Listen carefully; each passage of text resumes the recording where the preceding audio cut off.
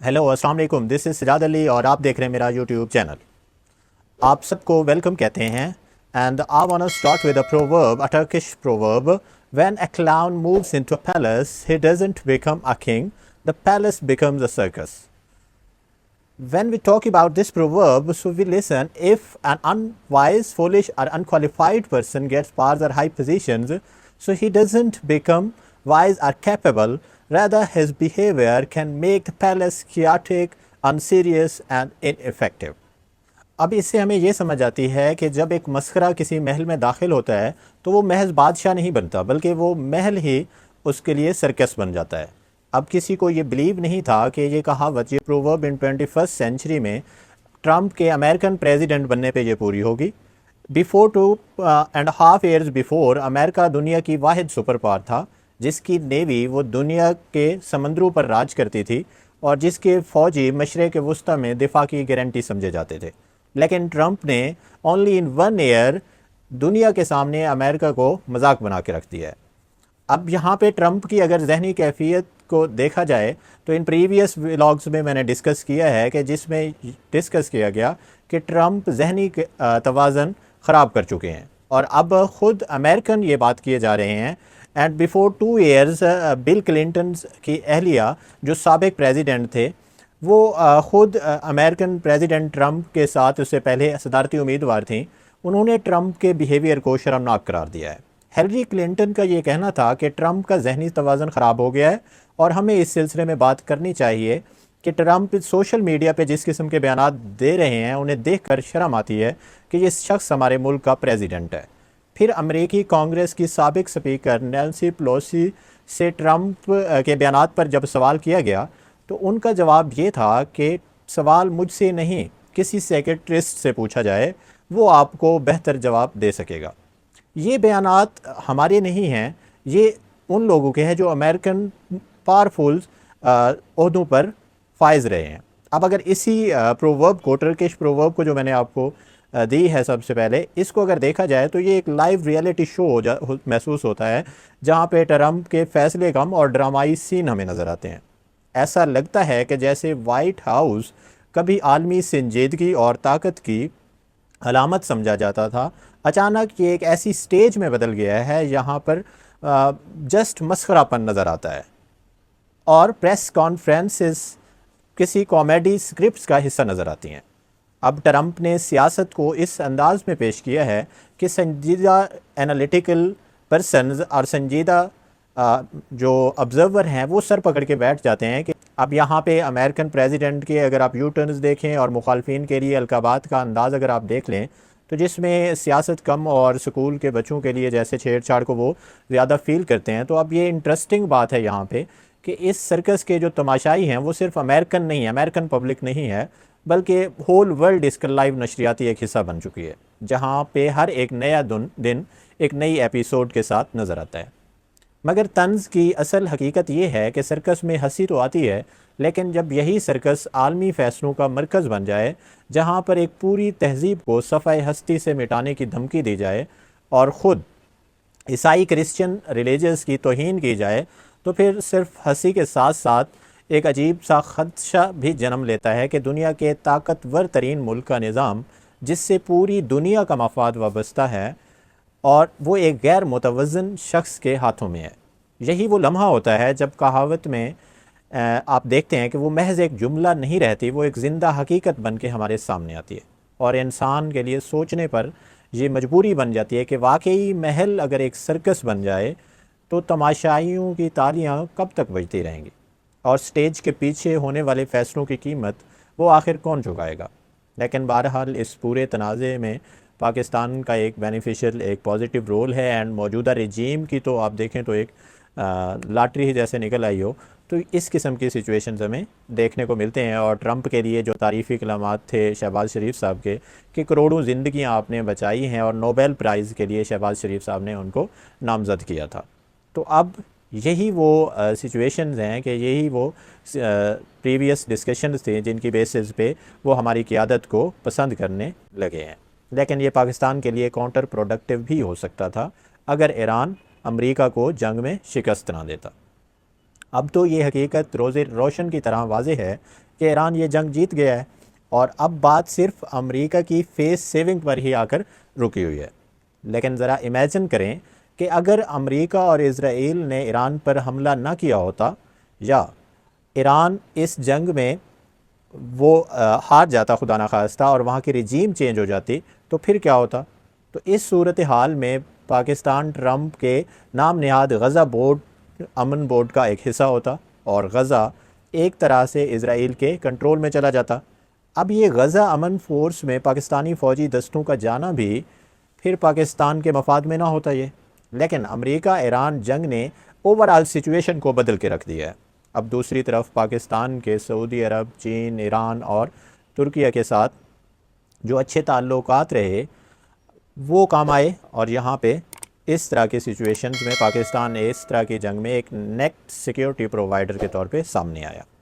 अब chief of defence forces field marshal Asim Munir ने अचानक तेहरान का दौरा किया और ईरान के वज़ीर ख़ारजा मोहम्मद अब्बास इराक़ची ने उनका इस्तकबाल किया और ये इंतहाई एक सेंसिटिव नौइयत का दौरा था क्योंकि इसमें ईरान की फ़िज़ाई हदूद पर इज़राइल का कंट्रोल नज़र आता है।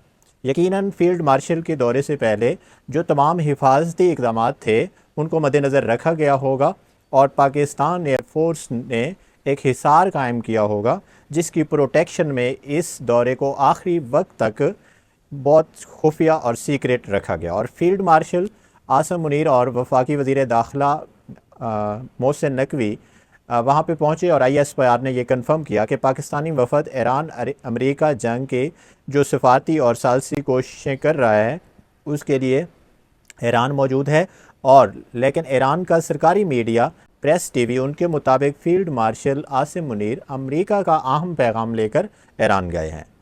अब यहाँ पे देखें कि ये जो पैगाम है यूरेनियम के हवाले से भी हो सकता है, बट इन दिस सेंस अगर हम देखा जाए इंडियन मीडिया को यहाँ पे देखा जाए तो वो इसको बहुत नेगेटिव पोर्ट्रे कर रहा है। अब यहाँ पे अल जज़ीरा की एक रिपोर्ट है कि Asim Munir is carrying the message of American president. तो यहाँ पे बहुत सारे लोगों ने क्रिटिसाइज़ किया कि क्या आसिम मुनीर कोई कॉरियर बॉय हैं या कोई डाकिया हैं। तो देखें किस किस्म की एक नेगेटिविटी और वो उनके मीडिया से नॉन सीरियस बिहेवियर शो होता है।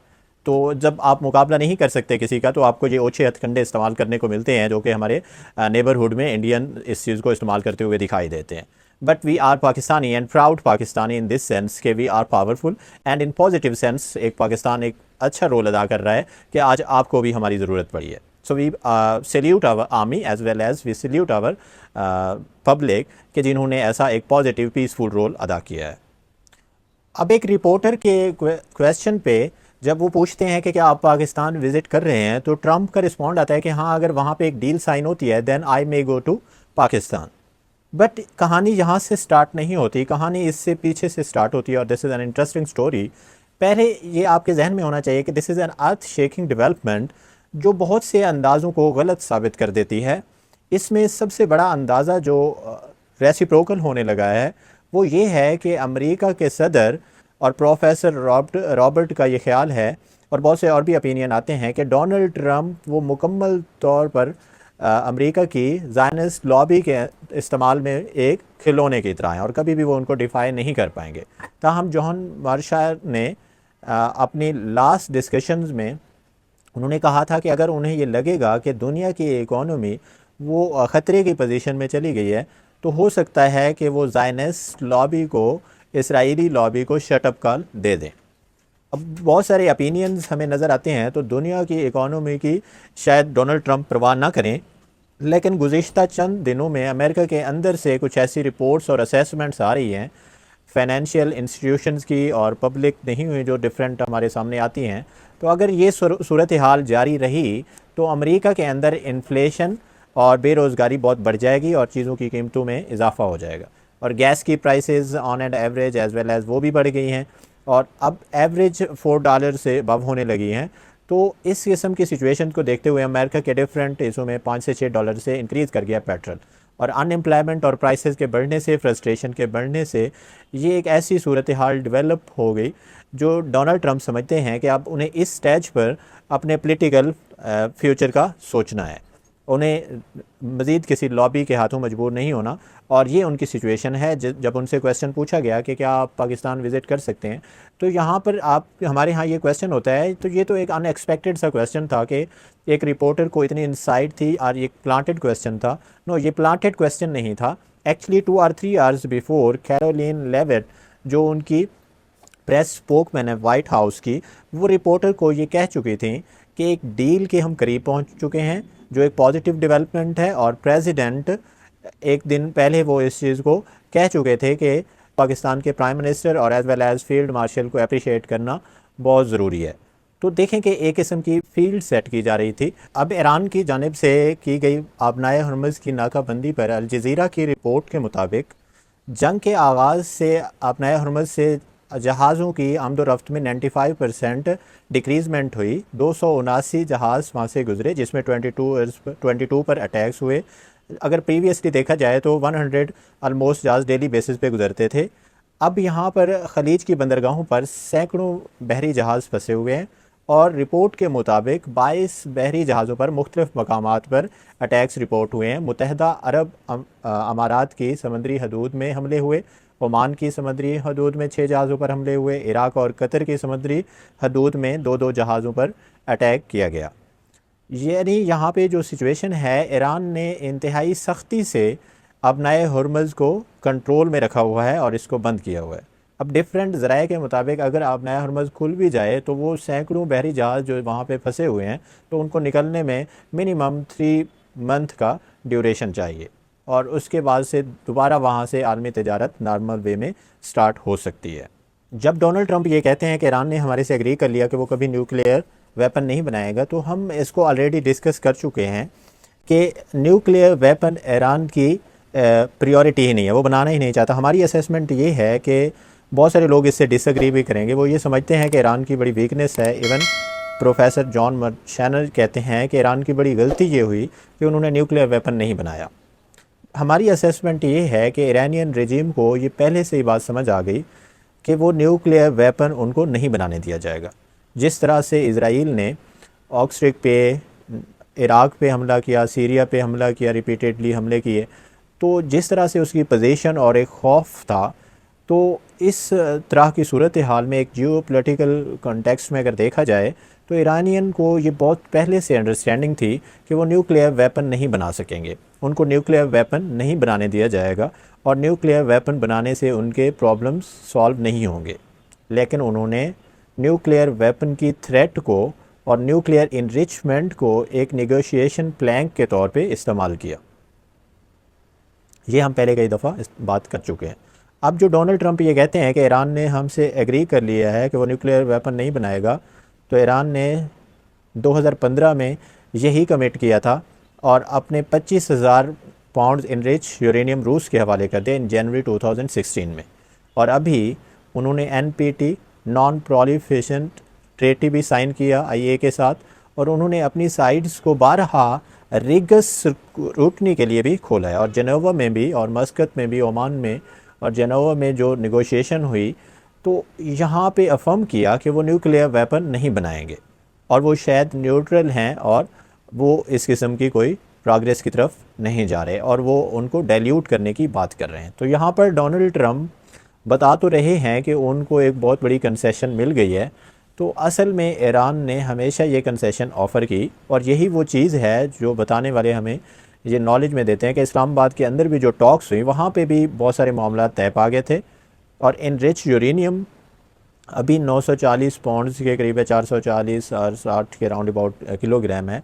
तो 25,000 पाउंड्स उस मुल्क में इनरिच यूरेनियम डाइल्यूटेड ले लिया था रशिया के हवाले करके, तो वो अपने 940 को रशिया या पाकिस्तान के हवाले वो कर सकते हैं। हमें सिचुएशन ये नज़र आ रही है कि माइट बी पॉसिबल वो पाकिस्तान के हवाले इसको कर दें। तो ये कोई बहुत बड़ी कंसेशन नहीं कर रहे हैं जिसकी बेसिस पे आप कह सकते हैं कि वो स्टेप बैक हो रहे हैं। तो बोन ऑफ कंटेंशन अगर यहाँ पे देखी जाए तो वो है स्टेट ऑफ हॉर्मज़। इसके स्टेट ऑफ हॉर्मज़ पे तमाम अमेरिकन और एनालिटिकल जो हैं पॉलिटिशियंस हैं और उनकी तरफ से जो ओपिनियन आ रही है, वो ये कहते हैं कि उनको स्टेट ऑफ हॉर्मज़ का जो मज़ा लग गया, उनके मुंह में जो टेस्ट आ गया है, वो इस स्टेट ऑफ हॉर्मज़ से पीछे नहीं हटेंगे। लेकिन स्ट्रेट ऑफ हॉर्मज़ पे ईरान को टोल देना डोनाल्ड ट्रंप के लिए बहुत मुश्किल काम हो जाएगा ये डेफिनेटली, अनलेस के कोई ऐसी अरेंजमेंट निकल आए कि टोल या तो बहुत कम हो या कोई ऐसी जॉइंट अथॉरिटी बन जाए बिटवीन ईरान एंड ओमान, और मे बी उसमें दुबई को मुत्तहदा अरब अमारात को भी लूप मिले और वो उसमें यूनाइटेड स्टेट्स को भी रोल मिल सकता है। तो कोई ऐसा एग्रीमेंट हो कि टोल युआन में या क्रिप्टो करेंसी में नहीं होगा, बल्कि ये टोल डॉलर्स के अंदर होगा, जो यहाँ पे जो है ना स्ट्रेंथन करेगा उनको, डॉलर्स में इजी होगा उनके लिए देने के लिए। तो यहाँ पे इन सिचुएशंस के मुताबिक हमें दो चीज़ें यहाँ पे समझ आती हैं कि डोनाल्ड ट्रंप के लिए मुमकिन नहीं है कि वो ईरान को सिंगल हैंडेडली ओमान को वहाँ से टोल लेने दे, और लेकिन यहाँ पे अगर देखा जाए तो ईरान के लिए भी मुमकिन नहीं है कि वो स्टेट ऑफ हॉर्मज़ की सॉवरेनिटी से 100% लाताल्लुक़ हो जाए, दस्तबरदार हो जाए, ये उनके लिए मुमकिन नहीं है। तो यहाँ पे जहन में ये रखिए कि जो इजरायली लॉबी है अमेरिका में वो भी देख रही है, उसकी भी कुछ रेड लाइंस होंगी, वो भी ब्लैक एंड वाइट में जब आएंगी तो हमें अंदाज़ा होगा। तुम्हारा मिसाइल प्रोग्राम का जिक्र नहीं हो रहा, प्रॉक्सीज़ का जिक्र नहीं हो रहा, लेकिन जब फाइनल ब्लैक एंड वाइट आप एक कंट्रैक्ट और एग्रीमेंट करते हैं, उस डील में इन चीज़ों के बारे में कुछ ना कुछ डिस्कस किया जाएगा और कुछ ना कुछ चीज़ें यहाँ पे मेंशन किए जाएंगी मिसाइल प्रोग्राम्स के हवाले से, या हो सकता है मिसाइल प्रोग्राम्स को अगर उसको बिल्कुल निकाल भी दिया जाए तो जो सो कॉल्ड प्रॉक्सीज़ हैं हिज़्बुल्लाह, हमास और हूतीस जो हैं, इनके बारे में ईरान कोई एग्रीमेंट या इस किस्म की कोई इनको ऑफ़र हो सकती है पीस मेकिंग डील्स पे। तो डिफरेंट जगहों पे ये हूतीज़ ये गारंटी कर सकते हैं कि वो सऊदी अरब को कभी दोबारा टारगेट नहीं करेंगे, वो शिपिंग का रास्ता नहीं रोकेंगे, और हमास के लिए कुछ हो सकता है। तो और ख़ास तौर पे हिज़्बुल्लाह और इसराइल के दरमियान में, यहाँ पे हिज़्बुल्लाह या लेबनीज़ गवर्नमेंट के दरमियान में एक एग्रीमेंट या डील अंडरस्टैंडिंग हो सकती है। Already under American pressure Israel ने हिज़्बुल्लाह से तो कोई डील नहीं की, लेकिन असल में डील तो हिज़्बुल्लाह से होनी चाहिए थी, लेकिन उन्होंने लेबनीज़ गवर्नमेंट के साथ डील की है कि उन्होंने कहा है कि हम 10 दिन के लिए वहाँ पे सीज़ फायर करते हैं। तो वहाँ पर उस वक्त प्रॉब्लम ये है उस डील के अंदर कि असल में जो मुतहरिक ग्रुप हैं, जो फाइटिंग ग्रुप्स हैं, वो इसराइल और हिज़्बुल्लाह हैं। डील जो है वो लेबनान के साथ हुई है। तो ये कुछ जो है ना कि मेरे ख्याल से सिचुएशन समझने वाली है। अब पाकिस्तान की सिचुएशन देखें कि पाकिस्तान क्या कहाँ खड़ा है। अब पूरे मुल्क में देखें तो बदतरीन लोड शेडिंग का आगाज़ हो चुका है।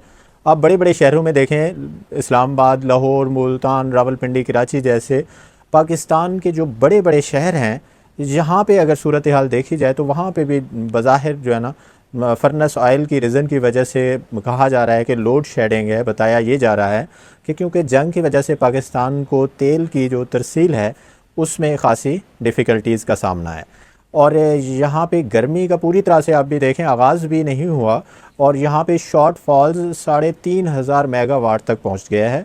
अब ज़रा अगर आप अंदाज़ा कीजिए कि जब इस जंग का आगाज़ हुआ था तो उस वक्त पाकिस्तान में मौसम जो था वो सर्द था, बिजली की जो कंजप्शन थी वो इंतहाई कम थी, लेकिन किसी अकल के अंधे को भी ये इल्म होगा कि अगर ये जंग जारी रही तो फिर पाकिस्तान में फर्नेस ऑयल का बदतरीन बहरान आ जाएगा। लेकिन जनाब पूरी दुनिया के मामलात हल करवाने में हमारे जनाब वज़ीर आज़म साहब पेश हैं, और इस हुकूमत ने इस सिलसिले में किसी किस्म की कोई तैयारी ही नहीं की थी। वो तो शुक्र है कि पाकिस्तान में आप देखें कि पेट्रोल और डीज़ल का कोई बहरान पैदा नहीं हुआ, और यहाँ पे जो कसर रह गई थी वो तो डेफिनेटली हुकूमत ने पेट्रोल की 152 रुपीज़ की इंक्रीज़मेंट करके और फिर उसमें से 52 रुपीज़ डिक्रीज़ करके वो पूरी कर डाली। अब सूरत हाल ये है कि हुकूमत ने बड़े ही फ़ख्र के साथ ये ऐलान फरमाया है कि लोड शेडिंग सिर्फ 2 घंटे की होगी, यानी एलानिया लोड शेडिंग 2 घंटे की है, लेकिन आप पूरे मुल्क में देख लें तो कई कई घंटे की लोड शेडिंग जारी है, और बाज़ इलाकों में तो मुसलसल ये बिजली की आनी और जानियाँ वो लगी हुई हैं, और यहाँ पे सिचुएशन जो है ना बहुत ही, जैसे वो कहते हैं ना कि किसी प्यार से कोई माँ बच्चे को यकीन दिलाती है ना कि ये कड़वी है, सिर्फ एक चम्मच ले लो इसका, लेकिन हकीकत में पूरी उसकी जो बोतल है वो उसमें के हलक में उतार दी जाए। तो अवाम ने भी यही सोचा कि चलो खैर है, ये 2 घंटे की लोड शेडिंग बर्दाश्त करके बाकी वक्त में ज़िंदगी की सांस बहाल रहेगी। मगर अवाम को क्या मालूम था कि ये गैर एलानिया लोड शेडिंग की नाम की भी कोई चीज़ है जो कि सुख चैन बर्बाद करने के लिए यहाँ मौजूद है। तो ये ऐसी बला है जो किसी भी वक्त किसी के लिए भी बिजली गायब करने के लिए पूरी सलाहियत रखती है। और ये ऐसे वक्त में है जब पाकिस्तान बराह रास्त, अब देखें हालत जंग में भी नहीं है पाकिस्तान। अब दूसरी तरफ आईएमएफ ने पाकिस्तान में ये महंगाई का जो बढ़ने का बॉम्ब गिरा दिया। अच्छा, आईएमएफ के पास भी अगर देखा जाए तो रिपोर्ट्स में देखा जाए तो पाकिस्तान की मईशत के मुतालिक नई पेशन गोइयाँ सामने आती हैं। तो आइंदा माली साल के लिए उन्होंने शरह नमू कम करके 3.5 कर दी, जो इससे पहले 4.1% एक्सपेक्टेड थी। अब रिपोर्ट के मुताबिक महंगाई की शरह में इजाफे का खदशा ज़ाहिर किया गया है और इसे बढ़ाकर 8.4% तक कर दिया गया है, जो पहले 7% थी। तो अब आईएमएफ ने तो मेहरबानी फरमा दी, सिर्फ 8.4% महंगाई का खदशा ज़ाहिर किया।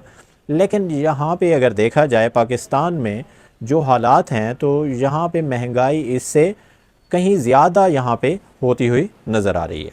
तो यहाँ पे देखें, अब हमारी हुकूमत के पास बहुत सारे लेम एक्सक्यूज़ होंगे कि जंग के बाद पूरी आलमी मईशत पर ही यही असर पड़ा है, तो पूरी दुनिया इससे जो है ना मुतासर हुई है, शरह नमू में कमी हुई है, तो महंगाई में भी इंक्रीज़मेंट हुई है।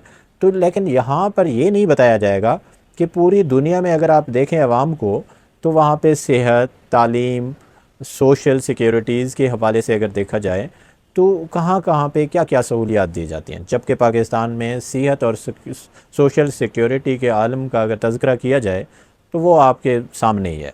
उससे आप आगाह हैं कि यहाँ पर अगर पंजाब में अनफॉर्चुनेटली देखा जाए तो यहाँ पे एक हॉस्पिटल में तौसा में एक ही सिरिंज के बार बार यूज़ से दर्जनों बच्चे एड्स का शिकार हो गए।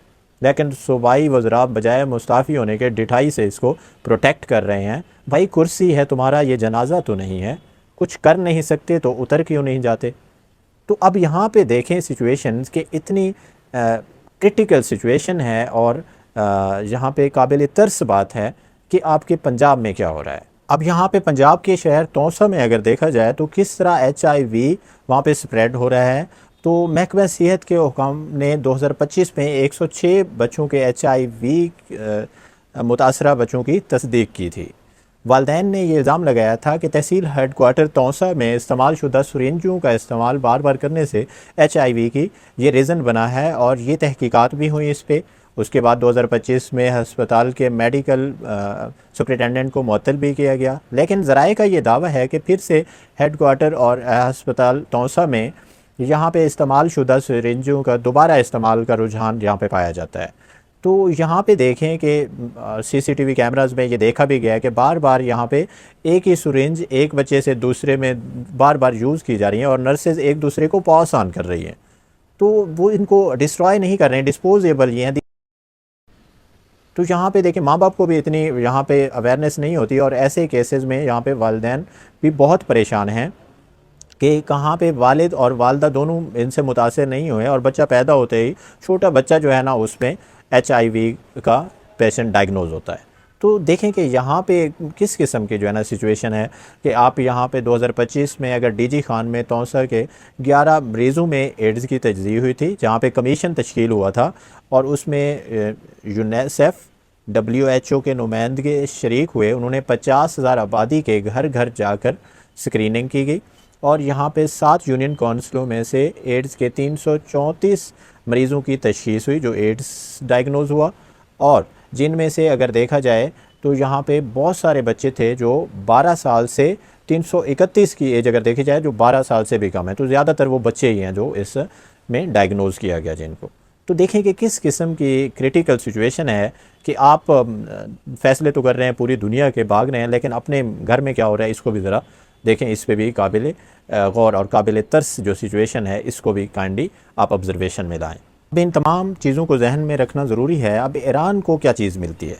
अगर ईरान को स्टेट ऑफ हॉर्मज़ से टोल और रेवेन्यू नहीं मिलता तो सबसे इम्पॉर्टेंट ईरान को मिलनी चाहिए वो है कि प्राइमरी सैंक्शंस उसके ऊपर से हटेंगी और सेकेंडरी सैंक्शंस तो प्राइमरी सेक्शन से ही हैं। अगर प्राइमरी सैंक्शंस उनसे हट जाती हैं यानी अमेरिकन कंपनीज़, कॉरपोरेशंस, बैंक्स और इंस्टीट्यूशंस, टेस्ला माइक्रोसॉफ्ट, बोरिंग, ये अगर इनको ईरान के साथ इनको डील करने और इन्वेस्ट करने, शॉप ओपन करने की परमिशन मिलती है, तो फिर ईरान के ऊपर जो 50 साल की सैंक्शंस हटती हैं, तो ये एक कैटाक्रिस्मिक डेवलपमेंट होगी जो कि ज़ायनिस्ट पॉइंट ऑफ व्यू से होगी कि ईरान को जिससे बहुत फ़ायदा होगा और ईरान को ट्रेड मिलेगा, ईरान को एक्सेस मिलेगी, पैसा मिलेगा, ईरान अपना रिफाइन ऑयल सेक्टर को डेवलप कर सकता है, ईरान नॉर्मल स्टैंडर्ड प्राइसेस से ऊपर ऑयल बेच सकता है।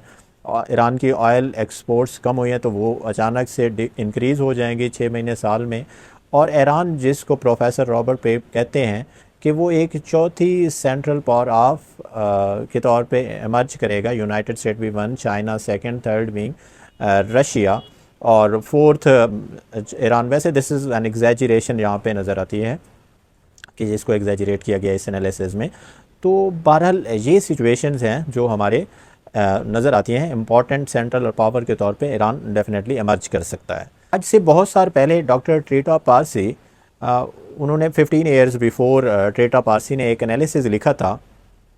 अगर उसको देखा जाए तो उस एनालिसिस में उन्होंने कहा था कि ये जो सारी की सारी लड़ाई है इसराइल और ईरान की, ये अफेक्शन और मोहब्बत की लड़ाई है वेस्ट की। इसराइल को अच्छी तरह से पता है कि अगर ईरान के ऊपर से सैंक्शंस हटती हैं और उसे अमेरिका के साथ एक नॉर्मल रिलेशन मिलता है, जो कि ओबामा एडमिनिस्ट्रेशन की कोशिश थी, तो ईरान की अहमियत और कदर मंजिलत वो मगरिब की और अमेरिका की नज़रों में बढ़ जाती है और इसराइल की अहमियत डिमिनिश होने लगती है। यही प्रॉब्लम है सऊदी अरब का। ये शिया सुन्नी का मसला, ये हूती ने हमें मिसाइल मार दिए, ये न्यूक्लियर हमारे ऊपर कहानी है, तो these are secondary and non issues हैं।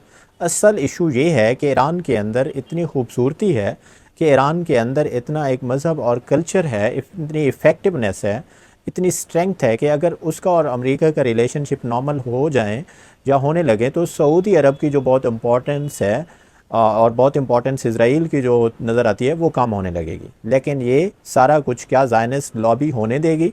क्या वो सऊदी अरब और मुत्तहिदा अरब अमारात, जिनके 100 200 लॉबिस्ट बैठे हुए हैं वाशिंगटन में, क्या वो ये सब चीज़ होने देंगे?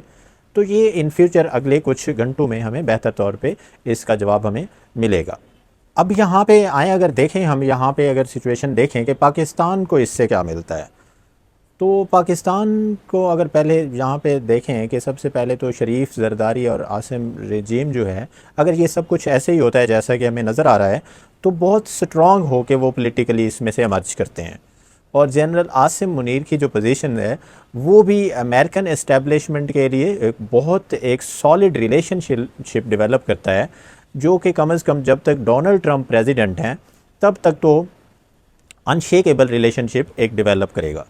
तो लेकिन पाकिस्तान को और भी यहाँ से बहुत सारे फ़ायदे होंगे। Pakistan as a state emerge करेगा और पाकिस्तान एक रिस्पॉन्सिबल स्टेज के तौर पे नज़र आएगा। जैसे ख्वाजा आसिफ ने पहले कहा कि पहले हमें दहशतगर्द कहते थे और अब हम पीस मेकर के तौर पे आ रहे हैं। ये और बात है कि ख्वाजा साहब की स्टेटमेंट के बाद फिर जो है ना हालात कुछ डामाडोल होते हैं और वो ख़तरे में पड़ जाते हैं। तो यहाँ पे अगर देखा जाए तो वेस्टर्न एस्टेब्लिशमेंट को अगर देखा जाए तो वो डेफिनेटली इसको अप्रिशिएट करेगी और इनके सॉलिड जो है ना वो रिलेशंस बनेंगे अमेरिकन के साथ। तो पाकिस्तान को कुछ सब्सटेंशियल और भी फ़ायदे हो सकते हैं, जैसा कि अगर इसी सिचुएशन को अगर आप सिर्फ देखें कि ईरान के ऊपर से अगर प्राइमरी और सेकेंडरी सैंक्शंस हटती हैं, तो यहाँ पे जब ये सैंक्शंस हटती हैं तो ईरान और पाकिस्तान के दरमियान में आईपीआई और गैस का जो प्रोजेक्ट है और जो एनर्जी के और तेल के परचेज़ है, ईरान और पाकिस्तान अगर ये पार्टनरशिप बना लेते हैं और हिंदुस्तान को भी पाकिस्तान इस तरह आगे भेज सकता है और पाकिस्तान की एनर्जी नीड्स भी इससे फुलफ़िल हो सकती हैं। तो सारी की सारी मार्केट्स में अगर रुकी हुई हैं तो पाकिस्तान अगर एक्सपोर्ट्स को देखे तो कंप्लीट नहीं कर पाता एक्सपोर्ट्स को अगेंस्ट इंडिया, तुर्किया, इंडोनेशिया, तो श्रीलंका। तो यहाँ पे अगर देखा जाए तो प्रिंसिपल इसकी रीज़न ये है कि पाकिस्तान का एनर्जी इनपुट जो है वो बहुत महंगा है। तो एनर्जी इनपुट जो है ना ये महंगा होने की वजह से ये पाकिस्तान के लिए एक कोर रीज़न है। तो यहाँ से उन्हें एक ब्रेक थ्रू बहुत बड़ा मिलने को नज़र आता है। तो पाकिस्तान की इकॉनमी पॉपुलर हो सकती है अगर उन्हें एनर्जी इनपुट मिल जाए, ईरान के साथ उनका अटैचमेंट हो जाती है। जैसा कि अभी हम कह रहे हैं, हो सकता है कि सारी चीज़ें इस तरह से ना हों, लेकिन अगर हो जाएं तो पॉजिटिवली अगर आप देखें तो जिस तरह से जो प्रेजेंट हो रही हैं चीज़ें, अगर इस तरह से चीज़ें हो जाती हैं तो पाकिस्तान का जो मौजूदा रजीम है, शरीफ, जरदारी और आसिम रजीम, इसकी पॉलिटिकली लेजिटिमेसी में और पॉपुलैरिटी में बहुत ज़्यादा इजाफा होगा अगर इस डील के नतीजे में इनको एक इकोनॉमिक डिविडेंड भी ख़ास तौर पे मिलता है, ख़ास तौर पे एनर्जी की शक्ल में। तो फिर एक इलेक्शन भी ये करवा सकते हैं अगले 12 महीने में, और वो इस इलेक्शन में ख़ास से 2024 का जो इलेक्शन है 8 फरवरी का, उसके नताइज नहीं एक्सपेक्ट कर सकते। अगले इलेक्शन में इन्हें बहुत पॉपुलर किस्म की पोजीशन मिल सकती है, और ऑफ कोर्स ये पाकिस्तान तहरीक इंसाफ के लिए एक बहुत बड़ा सेटबैक होगा। अब जब आप एनालिसिस ऑफ़र करते हैं तो लोग जब एनालिसिस की वजह से दुश्मनी शुरू कर देते हैं। एनालिसिस एक डिफरेंट चीज़ है, उसकी एथिकल और मॉरल डायमेंशंस एक डिफरेंट चीज़ है। अब मैं एक प्योर एनालिसिस आपके सामने रख रहा हूँ, पॉलिटिकल एनालिसिस है कि अगर तो ये चीज़ें ऐसे ही होती हैं और पाकिस्तान को इकोनॉमिक एविडेंट मिलता है और स्टेबिलिटी मिलती है, तो जनरल आसिम मुनीर किसी स्टेज पर पाकिस्तान के प्रेसिडेंट के तौर पे भी एमर्ज हो सकते हैं। अच्छा, अब यूँ ही ना ये गवर्नेंस और लोड शेडिंग और महंगाई की बात आएगी तो हुकूमत या तो आलमी हालात को ज़िम्मेदार करार दे देगी, या फिर इमरान खान की साबका हुकूमत को ज़िम्मेदारी सौंप दे जाएगी, जिसको ख़त्म हुए मोर देन 4 ईयर्स तो हो ही चुके हैं। अब इमरान खान से याद आया कि आज भी इमरान खान से मुलाकातों का दिन था, लेकिन हस्बे मामूल किसी को भी उनसे मुलाकात की इजाज़त नहीं दी गई। अब देखें ना कि हम आलमी मामलात को तो हल कराने में हम बाजी ले चुके हैं, और पाकिस्तान के लिए और बीइंग पाकिस्तानी सिटीज़न हमारे लिए एक प्राउड मोमेंट है, लेकिन क्या हम अपने मुल्क में सियासी मुखालिफिन को वो स्पेस भी देने के लिए तैयार हैं? और यहाँ पर इमरान खान से भी ये रिक्वेस्ट होगी कि वो भी कुछ फ्लेक्सिबिलिटी दिखाएं। अब तक तो उन्हें रियलाइज़ हो चुका होगा कि पाकिस्तान इनकलाब के लिए कोई ज़रखेज़ ज़मीन नहीं है। यहाँ पर कौम आपको वोट तो दे देगी, लेकिन आपके लिए कोई इनकलाब लाने के लिए तैयार नहीं होगा। लिहाजा आपको जो रिलीफ मिलना है वो इसी सिस्टम के ज़रिए मिलना है। और इस वक्त पाकिस्तान तहरीक इंसाफ की जो सूरत हाल है, उससे ये साफ़ नज़र आता है कि PTI अब कौमी असम्बली में अपोजिशन लीडर महमूद खान अचकज़ई और सेनेट में अपोजिशन लीडर इलामा राजा नासिर अब्बास से भी काफ़ी मायूस हो चुकी है। एक खबर के मुताबिक पाकिस्तान तहरीक इंसाफ की क़यादत इस असम्बली से इस्तीफ़े देने पर गौर कर रही है, और इस सिलसिले में पाकिस्तान तहरीक इंसाफ की क़यादत ने महमूद खान अचकज़ई और इलामा राजा नासिर अब्बास से इख्तियारात लेने का प्लान भी तैयार कर लिया है। और ज़राए के मुताबिक वज़ीर आला खैबर पख्तूनख्वा की तरफ से अपोजिशन से अलहदगी की टीम तैयार कर ली गई है, और यहाँ पे कहा गया है कि अब किसी किस्म के कोई एक्सक्यूज़ नहीं चलेंगे। अब ज़राए के मुताबिक अगर देखा जाए, पाकिस्तान तहरीक इंसाफ की क़यादत का ख्याल ये है कि पाकिस्तान तहरीक इंसाफ की सीनियर क़यादत ने इख्तियार अपने पास रखना है और फ़ैसले की क़ुव्वत महमूद खान अचकज़ई से वापस लेनी है। अब पाकिस्तान तहरीक इंसाफ के एहतजाज के हवाले से जो एहतजाज का इख्तियार है वो सुहेल अफरीदी, मीना खान अफरीदी, शफ़ी जान और शाहिद खटक को देने पर गौर किया जा रहा है। और 2 प्लान्स हैं, एक में असम्बलियों से इस्तीफ़े के बाद मुज़ाहमत होगी और दूसरा फ़ैसलों का इख्तियार अपने पास रखेंगे। लेकिन पाकिस्तान तहरीक इंसाफ के सलमान अकरम राजा जैसे गैर सियासी लोग अभी भी महमूद खान अचकज़ई को नाराज़ नहीं करना चाहते, और उनका कहना ये है कि वो इमरान खान से बात करेंगे। अब यहाँ पे आपकी क्या राय हो सकती है, आप क्या सोचते हैं? बेस्ट विशेज़ के साथ, बेस्ट रिगार्ड्स के साथ आपको वेलकम कहते हैं। आप कमेंट सेक्शन में अपनी राय का इजहार करें और हम फर्दर डिस्कशंस को आगे लेकर चलेंगे। Thank you, welcome to again all of you for comment sections, and I appreciate and thankful to you. Kindly subscribe and share my YouTube channel for your appreciation token. Thank you. Stay blessed. Live